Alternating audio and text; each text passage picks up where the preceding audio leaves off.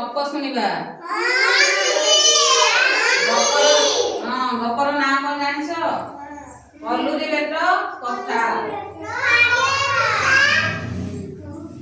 ଘରେ ଗୋଟିଏ ବୁଢୀ ମାଉସୀ ରାସ୍ତାରେ ଯାଉ ଯାଉ ରାସ୍ତା କରରେ ଗୋଟିଏ କଲରା ମଞ୍ଜି ପାଇଲା।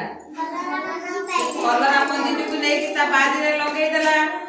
ତାପରେ ପାଣି ଦେଲା ଆଉ କହିଲା, ମଞ୍ଜିରେ ମଞ୍ଜି, କାଲିକୁ ଯଦି ତୁ ଗଜା ହୋଇ ନଥିବୁ ତାହେଲେ ତତେ କମାର ଘର କଟୁରୀ ଆଣି ହାଣିଦେବି। ତା ପରଦିନ ସତକୁ ସତ ମଞ୍ଜି ଡରି ଯାଇ ଗଜା ହେଇଯାଇଛି। ପୁଣି ବୁଢୀ ମାଉସୀ କହିଲା, ଗଜାରେ ଗଜା, କାଲିକୁ ଯଦି ପତ୍ର ହୋଇନଥିବୁ ତାହେଲେ ତତେ କମାର ଘର ଆଣିକି କାଟିଦେବି। ତା ପରଦିନ ଦେଖିଲା ବେଳକୁ ବୁଢୀ ମାଉସୀ ଦେଖିଲା ବେଳକୁ ସତକୁ ସତ ସେ ଗଛ ହେଇ ଆଉ ଫୁଲ ହେଇ ଫଳ ହେଇକି 5ଟି ଫଳ ପୁରା ଲାଲ ହେଇ ପାଚି ଯାଇଛି।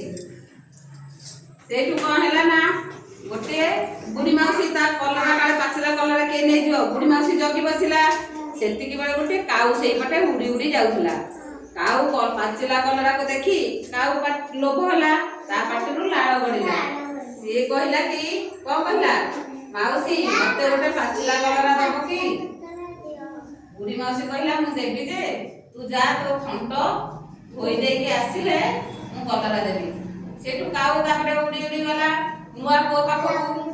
କହିଲା, ଦେ ପୁଅ ଦେ ପାଣି, ଧୁଏ ଥଣ୍ଟ, ଧାଇଁ ଧାଇଁ ଖାଏ କଲୁରୀ ବେଟ।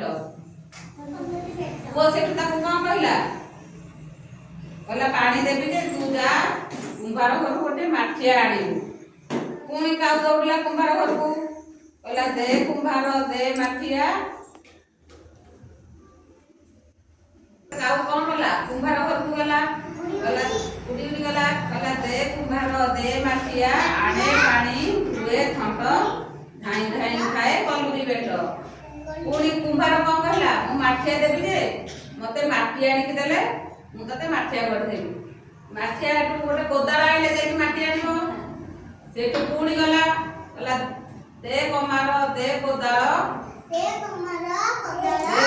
ହାଣେ ମାଟି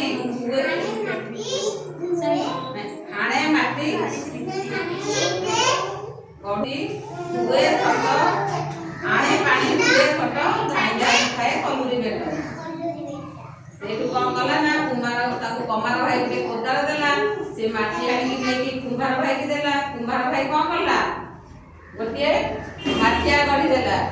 ମାଠିଆ ନେଇକି ସେଠୁ ନୂଆ କୂଅକୁ ଗଲା। ତାପରେ ପାଣି ଆଣିକି ତା ଥଣ୍ଟ ଧୋଇଲା। ବୁଢୀ ମାଉସୀ ତାକୁ ଗୋଟେ ପାଚିଲା କଲରା ଦେଲା। କାଉ କଣ କଲା, ମନ ଖୁସିରେ ଖାଇକି ଉଡିଗଲା।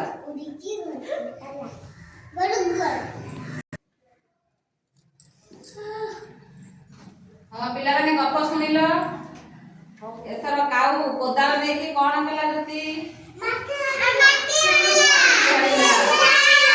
ବେବି ମାଟି ନେଇକି କାଉ କଣ କଲା, କାହାକୁ ଦେଲା?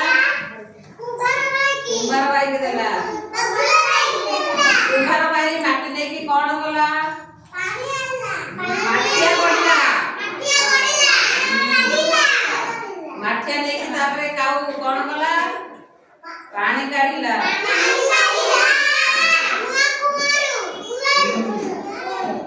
ତାପରେ ପାଣି କାଢିକି କଣ କଲା, ସୁନା ପିଲା ସମସ୍ତେ ତାଳି ଦିଅ ତାଳି ଦିଅ।